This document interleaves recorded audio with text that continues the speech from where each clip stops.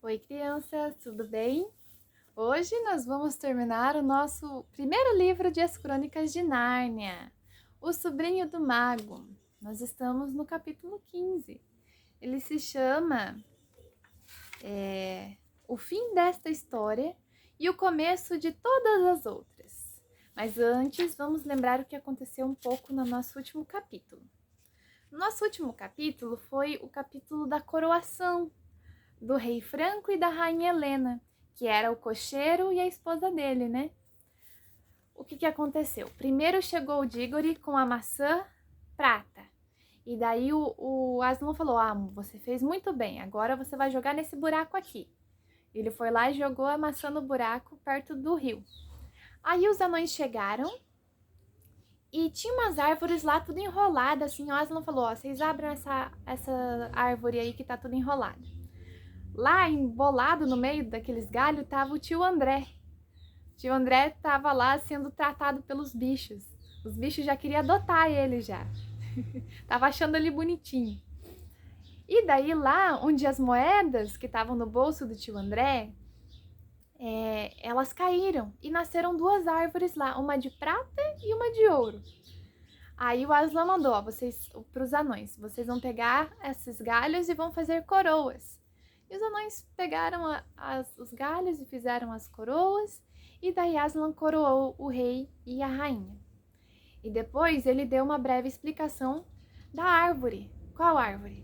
Aqui eu tinha acabado de nascer. Aqui o Dígore tinha acabado de plantar. Já tinha nascido e estava cheio de frutos lá. E daí Aslan falou, essa árvore vai proteger os narnianos durante muitos séculos. Ele vai impedir que aquela feiticeira má venha para cá. E daí a Polly falou, mas Aslan, acho que não vai dar certo o seu plano. Porque quando a gente estava lá, onde a gente pegou a fruta, né, a maçã, a rainha já tinha ido lá e já comeu a fruta. Então não vai mais fazer mal para ela. Aí o Aslan falou, não, é justamente porque ela comeu a fruta que vai fazer mal para ela agora. Porque ela foi egoísta e comeu o fruto.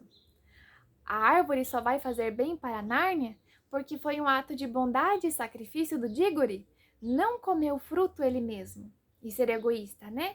Mas ele trouxe aqui na forma de um presente para os narnianos. E é por isso que essa árvore vai proteger Nárnia. E daí o Dígore ficou assim, feliz pelos narnianos, mas ele ficou triste porque ele perdeu a esperança de conseguir a fruta para ele, para salvar a mãe dele. Aí o Aslan falou, não, você não podia ter você pegado a fruta. Agora eu posso te dar. E eu vou te dar uma fruta e você pode levar para sua mãe. Mas o Dígore ficou muito feliz. Tão feliz que ele pediu para ir embora antes de agradecer o Aslan. Foi assim que terminou o nosso capítulo. Mas o Aslan pegou e o escritor, né, falou assim, que Aslan compreendeu que o Dígore estava assim agradecido, que não teria problema, né? Então vamos lá. O fim desta história e o começo de todas as outras. Não precisam de anéis quando eu estou com vocês, falou a voz de Aslan. As crianças piscaram e olharam em volta. Estavam novamente no bosque entre dois mundos. Tio André, estendido no chão, continuava a dormir. Aslan ao lado diziam, devem voltar agora. Mas há duas coisas a que devem prestar atenção. Um aviso e uma ordem. Olhem. Eles viram um pequeno vazio na relva. Quando aqui estiveram da última vez, esse vazio era um lago. Quando mergulharam nele, chegaram a um mundo onde o sol moribundo iluminava as ruínas de Char. Não há mais esse lago. Aquele mundo acabou, como se jamais tivesse existido. Que a raça de Adão e Eva receba este aviso. Mas a gente é tão ruim como as pessoas de Char? Perguntou Polly. Ainda não, filha de Eva. Ainda não. Mas estão caminhando para isso. Não é impossível que um homem perverso de sua raça descubra um segredo tão pavoroso quanto o da palavra execrável. E use esse segredo para destruir todas as coisas vivas. Breve, muito em breve, antes que envelheçam, grandes nações em seu mundo serão governadas por tiranos, por pessoas más, parecidos com a imperatriz Jadis, indiferentes à alegria, à justiça e ao perdão. Avisem seu mundo deste grande perigo. A ordem é esta. Logo que puderem, tomem do tio os anéis mágicos e o enterrem, para que ninguém volte a usá-los. As crianças olhavam para a face do leão enquanto ele pronunciava essas palavras. De repente, nunca souberam como aconteceu. Foi como se a face de Aslan se tornasse um mar de ouro no qual flutuavam. Inexprimível, inexplicável. Força e ternura passavam por eles e por dentro deles. E sentiram que jamais na vida haviam sido realmente felizes, bons ou sábios, nem mesmo vivos ou despertos até aquele momento. A lembrança deste instante permaneceu com eles para sempre enquanto viveram. Se alguma vez se sentiam tristes, amedrontados ou irados, ou seja, com raiva, a lembrança daquela bondade dourada retornava, dando-lhes a certeza de que estava tudo bem, e sabiam que podiam encontrá-la ali perto, numa esquina ou atrás de uma porta. 1 minuto depois, ou 3, tio André já tinha acordado, e despencaram no barulho e no cheiro forte de Londres. Achavam-se na calçada, diante da casa dos Ketterle, tudo como antes, menos a feiticeira, e o cavalo e o cocheiro que também não estavam lá. Faltava a barra do poste, e lá estavam os restos do cabriolé. E lá também estava a multidão. Todos falavam, e as pessoas ajoelhavam-se diante do policial ferido, perguntando: "Como você está? Se sente melhor? A ambulância estará aqui num instante." "Puxa", disse Diggory para si mesmo, "parece que a aventura toda começou num abrir de olhos e fechou. No abrir e fechar de olhos, desculpa." Muitos procuravam Jadis e o cavalo. Ninguém tomou conhecimento das crianças, pois ninguém percebeu que tinha ido e voltado. Quanto a tio André, pelo estado de suas roupas e pela cara cheia de mel, não poderia ter sido reconhecido por ninguém. Felizmente, a porta da frente estava aberta e a empregada continuava lá, apreciando a confusão. Que dia fabuloso teve a moça! E assim, as crianças não tiveram dificuldade de empurrar tio André para dentro antes que fizessem qualquer pergunta. Ele correu pelas escadas à frente. As crianças temeram que demandasse o sótão para esconder os anéis restantes, mas não precisavam preocupar-se. Tio André procurava uma garrafa escondida no guarda-roupa. Saiu de roupão e foi direto para o banheiro.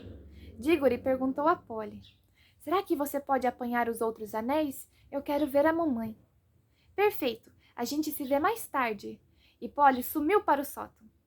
"Perfeito."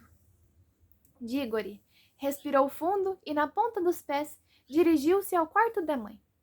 Muitas vezes a vira naquela mesma atitude, afundada nos travesseiros, o rosto pálido e magro, de trazer lágrimas aos olhos. O menino tirou do bolso a maçã da vida. Assim como a feiticeira parecia diferente no nosso mundo, também o fruto do jardim da montanha parecia diferente. Havia muitas coisas coloridas no quarto, é claro. A concha, o papel de parede, a luz do sol na vidraça e a bonita blusa azul da mãe do menino. Mas quando Diggory retirou a maçã do bolso, essas coisas todas nem pareciam ter cor. Até a luz do sol parecia mortiça, ou seja, assim, meio morta, meio apagada. O fulgor da maçã, o brilho, lançava estranhas luzes no teto. Nada mais merecia ser olhado, e nem era mesmo possível olhar outra coisa. E o perfume da maçã era como se a janela daquele quarto desse para o paraíso. "Oh, meu querido, que linda!" disse a mãe do Diggory. "Quer comer a maçã agora?" disse Diggory. "Será que o médico vai deixar?" perguntou ela. "Pensando bem, acho que ele não vai se importar." O menino descascou a fruta e deu à mãe em pequenos pedaços. Antes que ela terminasse, sorriu e mergulhou a cabeça nos travesseiros e adormeceu. Um sono natural e bom, sem necessidade daquelas drogas medonhas, dos remédios, né? Era, Diggory sabia, o que a mãe mais queria no mundo. certo de que ela já estava melhor, beijou-a no rosto de leve. Saiu do quarto com o coração aos pinotes, batendo forte, levando o miolo da maçã. Durante o resto do dia, ao olhar para as coisas, todas tão comuns e sem magia, não chegou a ter grandes esperanças. A esperança, só veio quando se lembrou dos olhos de Aslan. À tarde enterrou o miolo da maçã no quintal. No dia seguinte, quando o médico chegou para a visita diária, Diggory inclinou-se no balustre da escada para ouvir. O doutor dizia para a tia Leta: "Minha senhora, é o caso mais extraordinário de toda a minha carreira. Parece até um milagre. Não diga nada ao menino por enquanto. Não é bom criar falsas esperanças, mas na minha opinião..." E a voz do médico ficou muito baixo para ser ouvida. Diggory foi ao quintal e assobiou para Polly o sinal secreto. Ela não pudera aparecer no dia anterior. "E sua mãe?" perguntou logo a menina, de cima do muro. "Bom, acho que vai dar tudo certo. Mas desculpe, prefiro não tocar no assunto por enquanto." "E os anéis?" perguntou ele. "Eu peguei todos", disse Polly. "Olhe, não há perigo, estou usando luvas. Vamos enterrá-los." "Vamos", disse Diggory. "Eu marquei um lugar onde enterrei ontem o miolo da maçã." Polly desceu do muro e foram até o lugar. A marca seria desnecessária. Já alguma coisa nascia na terra. Não tão rapidamente como em Nárnia, é claro. Arranjaram uma colher de pedreiro e enterraram os anéis, inclusive o que eles usaram, num círculo em torno do broto. Uma semana depois, sem dúvida nenhuma, a mãe de Diggory achava-se bem melhor. Mas 2 semanas já podia sentar-se no jardim. Um mês mais tarde, toda a casa estava mudada. Tia Leta fez tudo o que a convalescente pediu, tipo a pessoa que está melhorando, né? Janelas foram abertas, reposteiros foram recolhidos para aclarar os quartos. Havia flores por todos os cantos, coisas mais gostosas para comer, e a mãe voltou a cantar no piano. Às vezes brincava de tal jeito com as crianças que tia Leta dizia: "Você, Mabel, é mais criança do que as crianças." Quando as coisas vão mal, parece que vão de mal a pior durante certo tempo. Mas quando começam a ir bem, parecem cada vez melhores. Depois de 6 semanas dessa vida, chegou da Índia uma carta do pai do Diggory. O já velho tio-avô Kirk havia morrido, pelo jeito, e o pai agora estava riquíssimo. Iria se aposentar e deixar a Índia para sempre. Morariam na casa grande do campo, da qual Diggory ouvira falar a vida inteira, mas na qual jamais pusera os olhos. O casarão com armaduras, estábulos, canis, bosques e montanhas lá no fundo. Diggory sentiu que seriam para sempre felizes, mas devo contar para você mais 2 coisas. Polly e Diggory continuaram grandes amigos e encontravam-se quase todas as férias na casa de campo. Foi aí que ela aprendeu a montar, a nadar, a tirar leite, a fazer bolo e a subir em montanhas. Em Nárnia, os bichos viveram em grande tranquilidade. A feiticeira não apareceu para perturbar a paz, nem qualquer outro inimigo, durante centenas de anos. O rei Franco, a rainha Helena e os filhos viveram felizes em Nárnia. Os meninos casaram-se com ninfas e as meninas com as deusas da floresta e do rio. O poste que a feiticeira plantou sem querer brilhava noite e dia na floresta narniana. O lugar passou a chamar-se Ermo do Lampião, quando, anos mais tarde, outra criança do nosso mundo chegou a Nárnia. Numa noite de neve, a luz ainda estava acesa. Essa aventura está, de certo modo, ligada às outras que estou acabando de contar. Foi assim.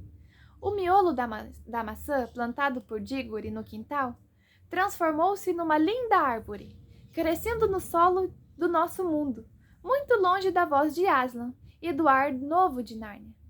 Não deu frutos que fizessem reviver uma pessoa doente, como aconteceu com a mãe de Diggory, embora suas maçãs fossem mais belas do que todas as outras da Inglaterra, incrivelmente suculentas, mas não de todo mágicas.